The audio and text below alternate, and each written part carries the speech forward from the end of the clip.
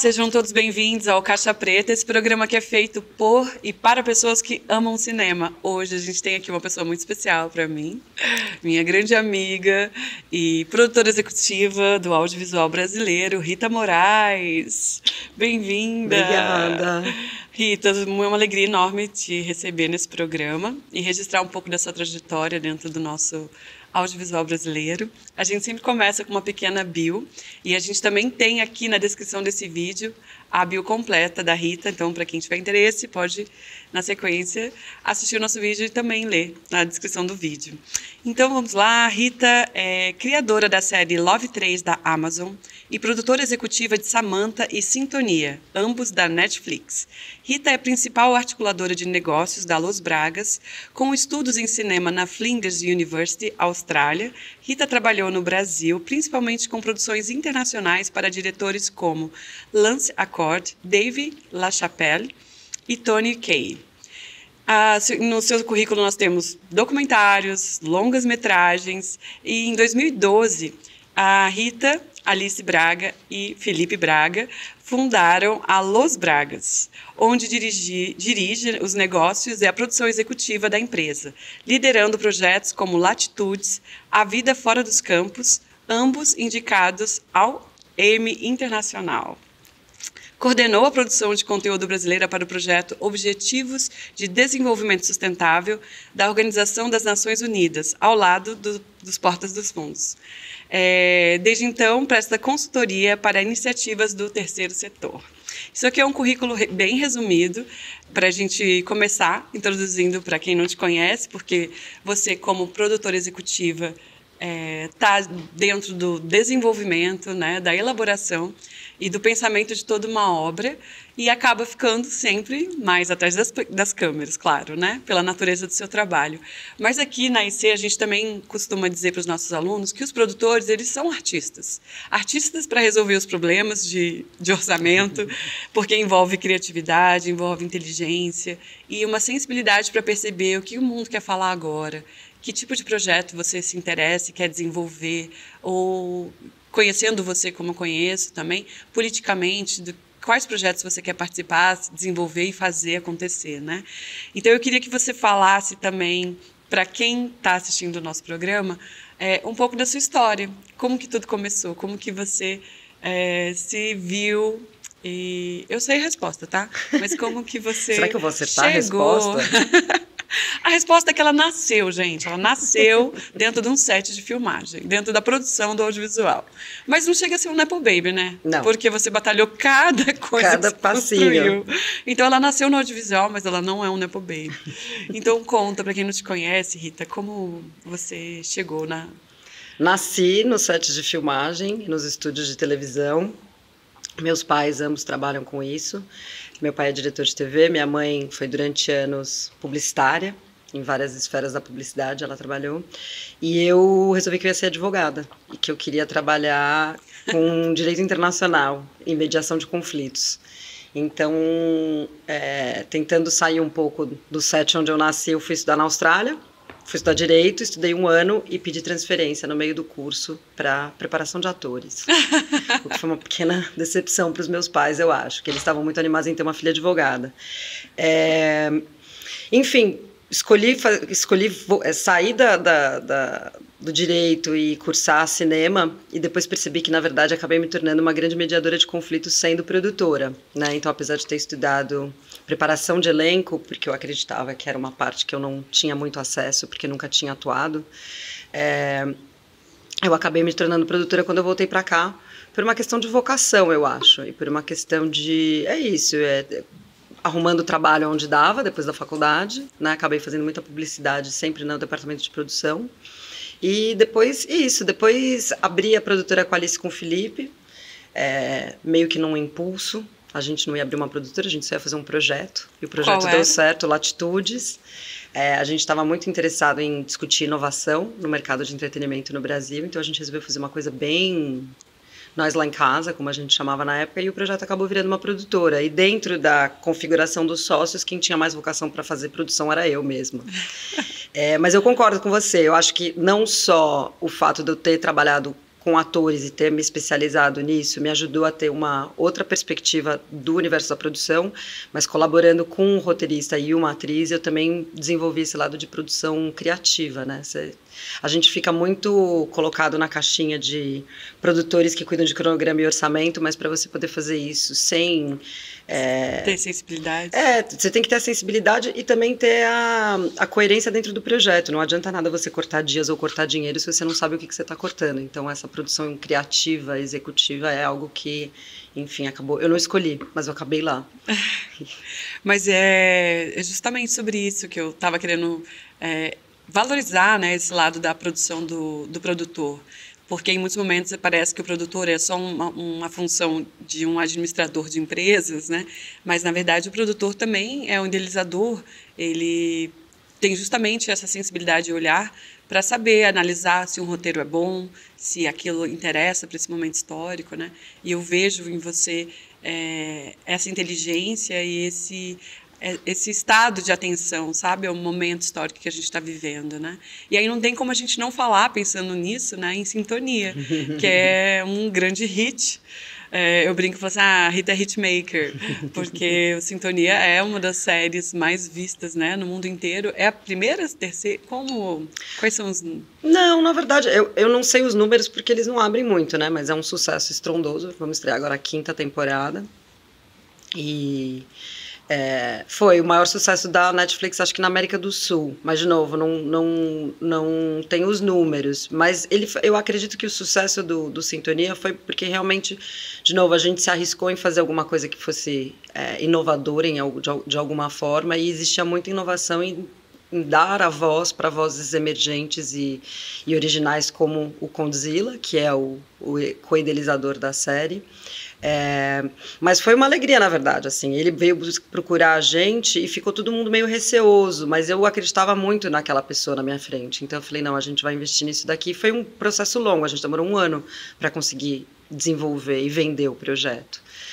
Então, quando a gente viu que era um hit, na verdade, a gente não ficou muito surpreso, porque a gente sabia que ninguém tinha feito aquilo antes. E normalmente isso tem um impacto grande, né? Então tinha esse desejo de fazer algo diferente, de vozes originais. Tinha um desejo muito forte de ver nas telas pessoas que normalmente não estão representadas ou que não estão se enxergando. E eu acredito que o sucesso estrondoso tenha sido esse. No exterior, eu não sei quão grande foi o alcance do Sintonia. A gente recebeu muitas mensagens do mundo inteiro. Mensagens em árabe, em japonês. Foi até engraçado, porque a gente não conseguia nem traduzir o que estava sendo dito ali. Então a gente sabe que teve algum impacto. Mas realmente era uma forma de contar histórias muito originais e muito verdadeiras de pessoas que estão aqui no dia a dia passando do nosso lado e que, né, muitas vezes são ou estereotipadas ou simplesmente ignoradas nas nossas narrativas originais. Sim. A gente tem muito orgulho de dizer que o Condzilla se formou aqui na EC e também que a Sintonia fez parte também um pouco de alguns anos aqui da nossa escola, porque a gente teve o Fabrício, né, que era o Juninho, né? Maravilhoso, ele Juninho no Sintonia, que se formou aqui na nossa escola no TAC, né? Ele já querendo se especializar, se profissionalizar como ator, e foi uma presença muito carinhosa, muito alegre, né? Não, e fez muita diferença para ele, porque além de ser ator, depois o personagem dele, bom, spoiler, mas acho que todo mundo já viu, morre, e ele foi contratado para seguir no departamento de roteiro, ajudando a contextualizar o universo que ele conhece e domina tão bem da vida dele pessoal para as artes. Então, histórias como essa são muito boas. Para além do sucesso da série, muita gente muito boa nasceu daquela sementinha. E pensando também nessa tua relação assim com o processo de criação e desenvolvimento, né? Quando você, assim como Sintonia, você e Felipe ali na época, né? Vamos fazer porque isso aqui ninguém fez, é muito legal. E depois também pensar novos projetos. Como produtora executiva, como você enxerga essa função de parceria ao lado da direção?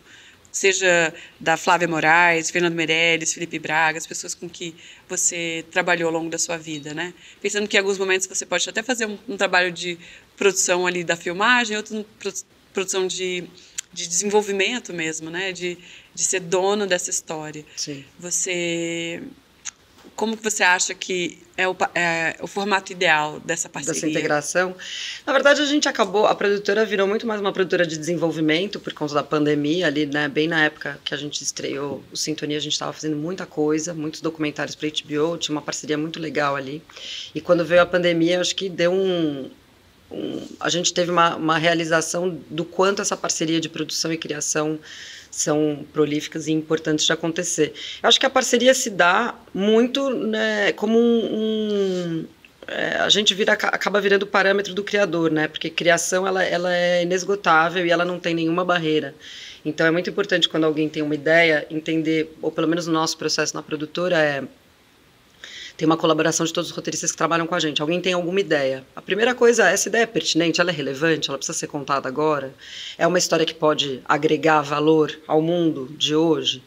Se sim, ela é viável, ela é executável, ela é factível para os parâmetros de mercado que a gente tem no Brasil? Onde que a gente pode achar dinheiro para fazer? Com Exato. Quem a gente vai falar? Com quem que a gente vai falar? Quem que compraria isso? O mercado está preparado para esse tipo de coisa? É aqui que a gente quer colocar a nossa energia, né? Será que a gente quer contar essa história mesmo dessas pessoas, né? Toda a história sobre alguém que quer alguma coisa e acha os seus obstáculos no caminho. Então, a gente se pergunta muito isso. Eu acho que nessa hora é a maior parceria que eu desenvolvo, principalmente, enfim, com o Felipe, que é meu grande parceiro de trabalho na vida. Até hoje eu tive vários, mas ele é o mais sólido de todos. Nesse sentido, acho que a gente se integra muito bem nesse lugar de ele traz as ideias, ele traz as reflexões, e eu trago um pouco os parâmetros não só de viabilidade do projeto em si, da história em si. O bom e velho, por que é um roteiro, não um livro, né? Se quer contar essa história tanto, ela é viável, ela é factível. Então a gente bate muito a bola em relação a isso, e isso ajuda muito no desenvolvimento. E depois lá na frente isso volta também, porque tem sempre aquela conversa no final do dia, né? Quando o roteirista traz alguma coisa nova, você fala, tá bom, você quer mesmo essa locação ou você prefere os 5.000 figurantes da primeira cena? Porque as duas coisas eu não vou conseguir te dar. Né? Então tem um jogo muito de troca. O importante é quando o produtor entende a sua função criativa, ele não está simplesmente cortando dinheiro ou pensando em dias, em coisas estáticas. Ele realmente está pensando, o que eu posso para contar a história que eu preciso contar. Então, nunca esquecer o que você está cortando, o que você está adicionando. Ela tem, né, toda a cena, todo o diálogo tem uma função específica. Então, essa colaboração é super importante para garantir a integridade da obra no final. E você percebe como é incrível você ter estudado preparação, atuação para cinema na Austrália, porque você tem esse olhar, né, de saber olhar um texto e avaliar e analisar um diálogo, por que o personagem está dizendo aquilo, se aquela cena faz sentido, se é uma cena que vai cair na montagem, se para que filmar, porque isso também é uma sugestão, não precisa dessa cena, a gente já entendeu, vamos cortar porque precisa só daquilo, essa inteligência, né, que envolve, por isso que não é só um trabalho técnico, é um trabalho de inteligência e sensibilidade. E você acabou antecipando um pouco minha próxima pergunta, mas eu vou fazer porque é justamente, talvez você tenha alguma outra coisa para colocar, que é como você analisa os projetos que chegam até você, quando não é um projeto que nasce de você, né, ou nasce da Luz Bragas, do Felipe, dos roteiristas da casa. Se alguém chega e fala, oi Rita, tudo bom? Eu tenho aqui um roteiro, você quer produzir? Como você pega, lê e fala, cara, isso daqui, seja com seus parceiros, com a Mariana Youssef, com os filmes que você está desenvolvendo agora, que eu não sei se eu posso falar, mas não sei se eu posso falar, o protagonista, mentira.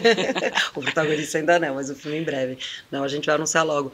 Não, eu tenho um método de avaliação que eu fui desenvolvendo com o tempo, porque no começo as pessoas procuravam a gente e eu ficava muito animada, e aí eu percebi que eu recebia tudo de todo mundo e lia tudo, e eu ia me animando e um pouco sem critério, porque eu realmente me animo, às vezes eu leio coisas que eu acho que não são viáveis, mas que eu acho que a pessoa pode trabalhar.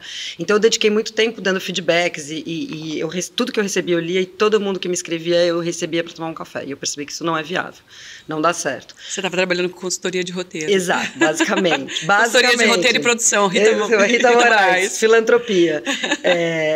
E aí, enfim, primeiro eu acho que você tocou num ponto super importante, que é para além do projeto, quem é a pessoa. E não é porque a pessoa já fez alguma coisa ou deixou de fazer, qual é a relação que eu tenho. A primeira coisa que eu vou, hoje em dia, que eu não tinha esse critério antes, é ao conversar com um criador ou com um profissional, tentar entender qual que é o objetivo real dessa pessoa fazendo esse projeto, né? Porque cada um tem o seu.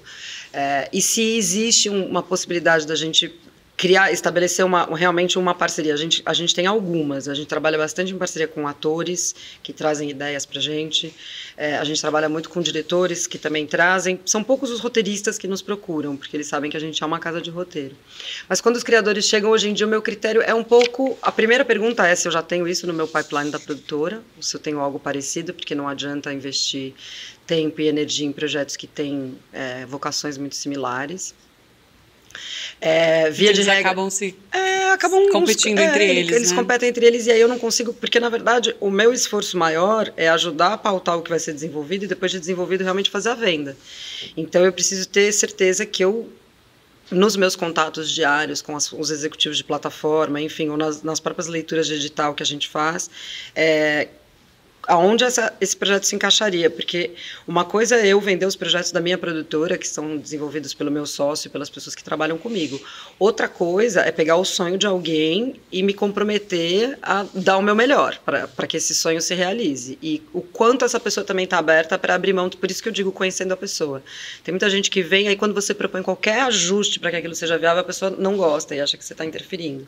Então é uma linha muito fina, né? Por isso que eu digo, assim, os meus grandes parceiros de criação, os meus grandes parceiros criativos, os atores, os diretores, o próprio Felipe, a Alice. A Alice não é mais nossa sócia, mas continua sendo uma parceira. Continua sendo sua irmã? Continua sendo minha irmã. Você acredita que ela não pediu demissão dessa função? Não. Ela ama ser minha irmã mais nova.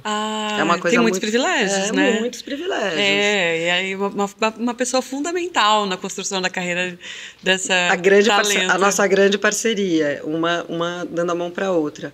Mas essas pessoas com quem eu acabo me envolvendo criativamente são pessoas que existem, eu consigo entender muito bem quais são os objetivos, então a troca fica muito mais fácil, você tem muito mais liberdade. Então hoje em dia eu não estou mais recebendo projetos externos, a não ser que sejam projetos muito... Poxa, eu trouxe um projeto. Não, o seu eu faço qualquer coisa, tá. Até comercial de sabonete, se você tiver, eu produzo para você eu produzo tudo. E então, se vocês não estão desenvolvendo projetos externos, só os projetos da casa, né? Enfim, então é muito dos projetos que o Felipe também está disposto e criando junto com os roteiristas da casa. Mas eu sei que você também vem com ideias e plots e ideias de documentário, por ter uma vocação política muito forte que eu sei que você tem. Eu também percebo assim na sua curadoria de projetos de documentário que você também está querendo deixar uma marca no mundo, para um mundo melhor, né, Mafalda? Então, eu queria que você falasse um pouco também sobre assim, os assuntos que te apaixonam, sabe? Eu tenho sorte de, além do Felipe, vou fazer jus aqui aos meus outros 2 sócios, eu tenho 2 sócios. O Conde, a gente tem um núcleo de desenvolvimento com a Condzilla desde que a gente terminou o Sintonia. A gente está agora ativamente desenvolvendo 2 projetos para 2 plataformas diferentes. Então, eu fiz bastante a curadoria dessas escolhas desses 2 projetos, porque era um pool grande que a gente tinha dentro do que foi trazido pelo Conde para o Felipe avaliar. Então, ele é um parceiro super valioso e acho que ele traz esse lugar de discussão social inclusiva mesmo através do entretenimento, né? Sem ser uma coisa política. Não são documentários, são todos ficção, mas são ficções baseadas em histórias bem reais. E o Guga, que é o meu parceiro, nosso sócio no nosso departamento de documentários. O Guga é um grande documentarista. Em ambas essas parcerias, e também com o Felipe, eu acho que a coisa que mais me pega hoje em dia é a relevância do que a gente faz. O entretenimento ele tem um poder transformador. As pessoas elas se vendo e refletindo sobre a humanidade, sobre onde eles vivem, o momento de vida que a gente vive, eu acho que muita coisa avança, né? Muitas conversas importantes são tidas, muitas transformações internas acontecem. Esse é o poder do cinema, né? Sempre foi, de transformar a sociedade. Nesse momento, o projeto que eu estou desenvolvendo, que é um projeto meu, que mais me toca, é em relação à emergência climática. É o assunto que eu acho que a gente fica fazendo muitos filmes que são muito distópicos, sem perceber o quanto disso a gente está jogando na cabeça das pessoas e normalizando certas coisas que não são normalizáveis. Enquanto a gente já está vivendo. Né? Exato, a gente já vive uma distopia, né? É isso, você abre hoje o jornal, tem pessoas atravessando o rio Amazonas seco numa areia, e eu penso, que horas a gente vai falar disso quando já não existir mais? Então, para o próximo ano, eu acho que é seguir um pouco nessa vocação de buscar projetos que tenham relevância, assim. Eu acho que cada criador e cada pessoa cada executivo, enfim, os nossos parceiros do entretenimento em qualquer lugar do mundo, tem todo o jeito de contar histórias que elas acreditam ser relevantes. Eu, por exemplo, não tenho interesse em fazer um true crime agora, uma história de assassinato de uma mulher que é brutalmente assassinada pelo marido. Isso já está em todos os lugares, né? Eu tenho sentido muita falta de temas difíceis de serem discutidos, mas colocados de uma forma que as pessoas elas não se repelem, não veem o pior daquilo. Então, realmente, a questão climática, para mim, é uma super importante, é onde eu mais colaboro com a minha irmã hoje em dia, porque a Alice a produtora dela é muito focada em projetos com propósito, então emergência climática, direitos de populações indígenas pelo mundo.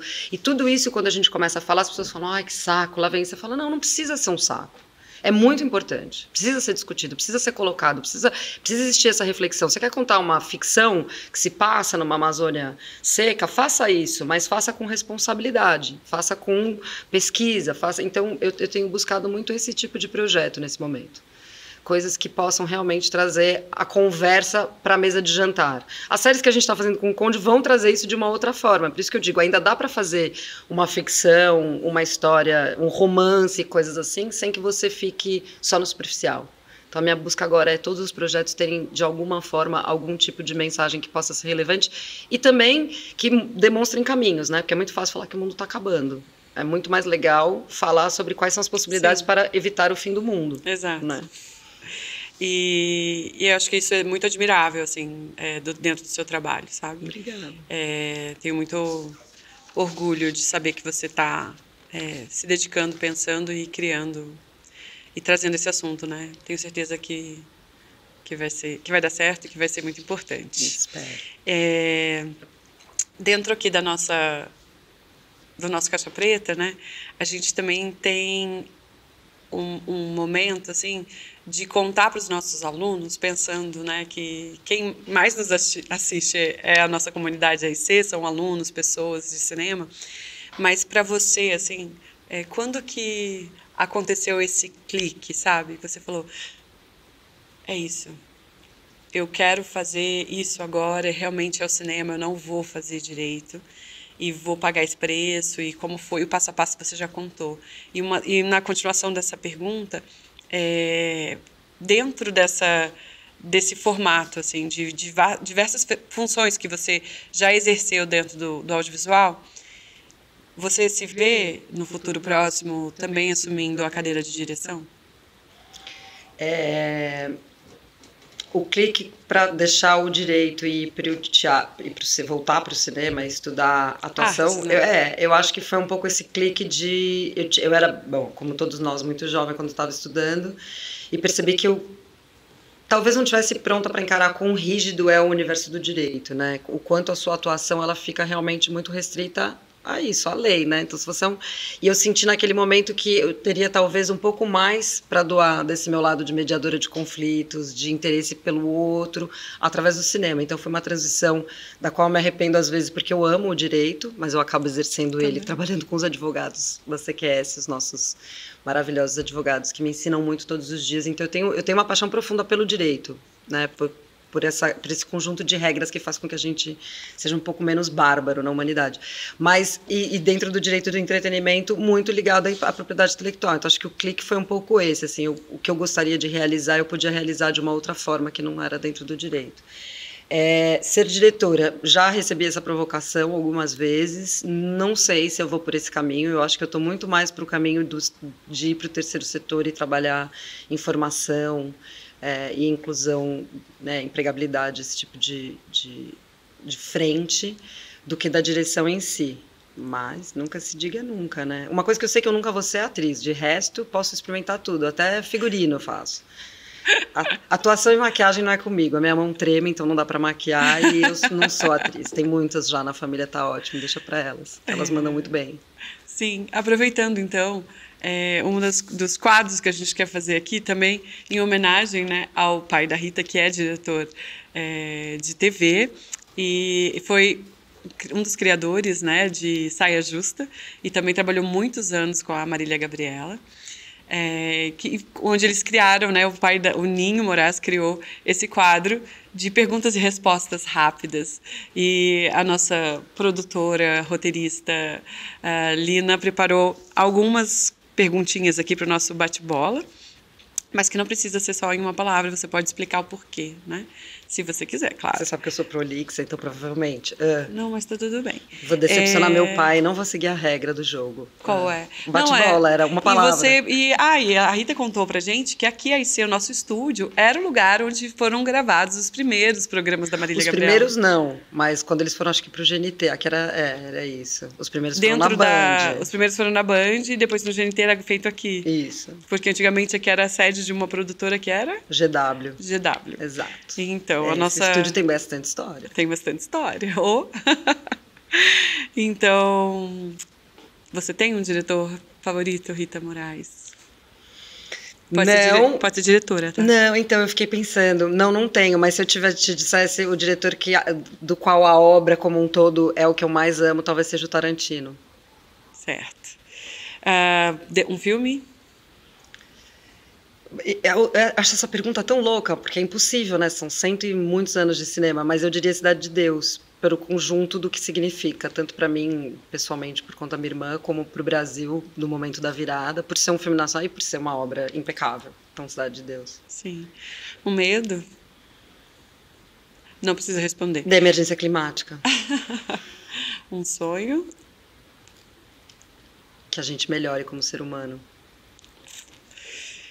Um hobby que não tem a ver com cinema? Que não tem a ver com cinema? Nadar. Correr também. Correr também. Time do coração? Corinthians. Eu tenho certeza que a Lina botou essa pergunta aqui só porque ela é corintiana. Muito sem graça. Mas um beijo pro Flamengo. Obrigada. Diretor que mais gostou de trabalhar? Ou diretora?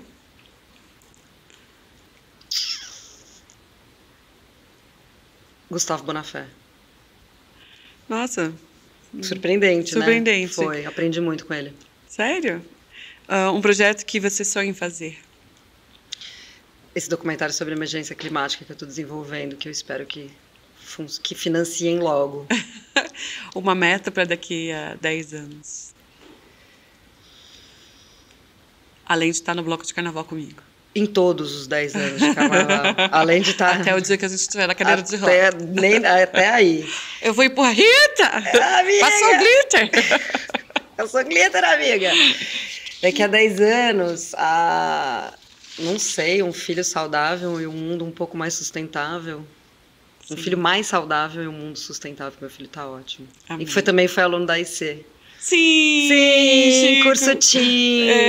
O primeiro curso a gente tem um curso que é para adolescentes, que é o Cinema Teens, que acontece nas férias de janeiro, aproveitando o momento merchan. Obrigada. Por favor, foi maravilhoso. Por lembrar.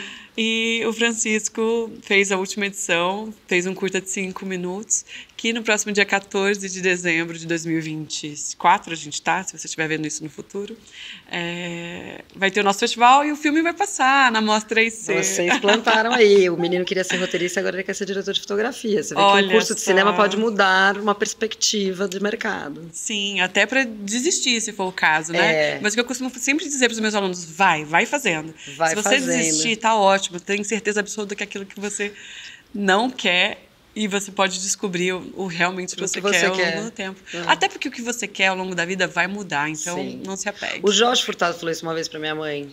A minha mãe perguntou o que a Alice, filha dele, ia fazer da vida. Ela era pequenininha, ele falou, não sei, a profissão dela ainda não foi inventada. E eu achei isso genial. Então acho que a profissão do Francisco ainda talvez não tenha sido inventada, apesar dele já ter 14 anos, mas vai ser no cinema. E foi muito bom para ele vir aqui estudar um pouco, se sentiu parte de um universo. Sim, foi ótimo. Eu acho que é isso. Muito bom. A gente também tinha uma última coisa aqui para te pedir, tenho, né? Uma última coisa para te pedir, que é uma mensagem para os nossos alunos. Se você quiser, você pode olhar para aquela sua câmera. Justamente porque quando você está estudando cinema, assim como você trouxe a história do seu filho que veio estudar com a gente, ouvir uma mensagem de alguém que já está no mercado, que está batalhando, que precisa, né, dessa... Vai lá, acredita no seu sonho. Sabe aquele momento Augusto Cury? É um pouco isso, assim. Eu não sei quem é o Augusto Cury, Augusto Cury é um best-seller de autoajuda. Nunca desista dos seus sonhos, vendedor de sonhos. Meu pai me deu todos, olha só o que eu virei. Deu super certo. Não, eu sou uma pessoa bem otimista, mas o que eu diria para os estudantes de cinema, primeiro, é uma indústria em constante transformação. Então, fiquem sempre muito alerta a tudo que está acontecendo em volta, porque, né, cada vez mais é uma indústria que se transforma todos os dias. Mas se você é muito apaixonado por cinema, eu acho que a melhor dica que eu dou para o meu filho é assista tudo, leia tudo, se interesse por tudo, se envolva com tudo que você puder e vai construindo o seu caminho com ética, com integridade, sabendo da responsabilidade que é. Não é uma vida fácil. Né? Apesar de a gente assiste, sei lá, o Tapete Vermelho e pensa, nossa, olha que demais, aí a gente vê o making of, olha como eles se divertiram. Não, mas foi tudo divertido, foi tudo maravilhoso, mas vai acordar cedo, tem que ter uma ética profissional muito grande. Tem que chegar na hora, Rita? Tem que chegar na hora, tem que chegar 15 minutos antes, isso eu aprendi com meu pai, sempre chegue 15 minutos antes. E lembrar que você faz parte de uma equipe muito grande, né? Você faz parte de uma rede de pessoas, então... O que você faz, da forma como você coloca para fora a sua ética profissional, a sua forma de se comportar em grupo, isso tudo é muito importante. Então, esteja sempre preparado. Lê o roteiro, lê a ordem do dia, pelo amor de Deus, lê a ordem do dia. E não pergunte o que já está escrito na ordem do dia. Não pergunte o que já está escrito na ordem do dia. E seja respeitoso com os parceiros. Então, eu acho que é muito bonito da faculdade, né, e dos cursos de cinema, é que o que a gente mais aprende não é nem a própria técnica das coisas, porque isso a gente vai desenvolvendo muito mais ao longo do tempo. Mas eu acho que é essa percepção de que você faz parte de um todo e que a sua responsabilidade é de dar o seu melhor naquele momento, estando preparado. E, claro, leia e assista tudo possível e maravilhoso, porque tem muitos mestres aí no mundo para a gente E agora se inspirar. uma resposta diretamente para as garotas, né? Para as minhas cineastas, diretoras, produtoras, técnicas de som, montadoras. A mãe da Rita é montadora de cinema. E porque eu sei como é difícil ser mulher dentro do audiovisual e eu sei que você sabe. Teria sido mais fácil se você fosse homem, Rita? Com certeza, absoluta. Tem alguma mensagem para dizer para as meninas? Continuem. E se unam entre vocês, é muito importante, sim, e com muita delicadeza, faça a sua parte para ter certeza que esse território vai ser cada vez mais nosso, mas é muito difícil, é uma posição complicada para se estar, está melhorando, mas é uma posição complicada para se estar, então a gente tem a responsabilidade 10 vezes maior de segurar a nossa onda, de segurar a nossa personalidade e ser menos histérica às vezes. É difícil, vão te colocar numa caixinha, não se coloque. E se junte com outras, é isso. Se junte com outras e tenha certeza que aonde você vai, você leva as outras com você. Obrigada, Obrigada Rita. a você. Obrigada por ter aceitado participar do nosso Caixa Preta. Tudo por você. Ai, para! Mas é verdade. Obrigada. Deixa eu fazer meu momento tocante. Poxa. É que eu não sou atriz, não vou chorar. Sei. Mas brincadeiras à parte, muito obrigada. Muito orgulho da sua trajetória, da sua construção de carreira. Parabéns por toda a sua obra, tudo que você já realizou até hoje. E desejo muita sorte, prosperidade e axé para você. Axé, muito obrigada, eu amei. Obrigada. Você Deusa, gostou? amei. Eles não são fofos, meus Eles alunos? são fofos, e você é ótima. Vamos fazer o seu programa de TV? Vamos vender pro GNT? Vai, você Baldoni! Eu quero. Aproveitando, então, Fox pode subir nos créditos, tá? Eu queria agradecer ao Natan, ao Lucas, à Lina e ao Gustavo, que salvaram um dia, que estão com a gente aqui na nossa equipe. E obrigada a todos. Porque meu cabelo e maquiagem. Que não foi o João que fez hoje. Aí foi ela própria. Hoje eu maquiei a Rita, arrumei o cabelo da Rita. Queria agradecer meu Glam Squad. João Gatti, meu cabeleireiro, maquiador, muito obrigada pelo seu apoio sempre, né? A gente está gravando numa segunda-feira, o salão tá fechado. Então hoje, em especial, fui eu mesma que me arrumei. E tá linda. Fora. Obrigada, gente. É isso. Obrigada.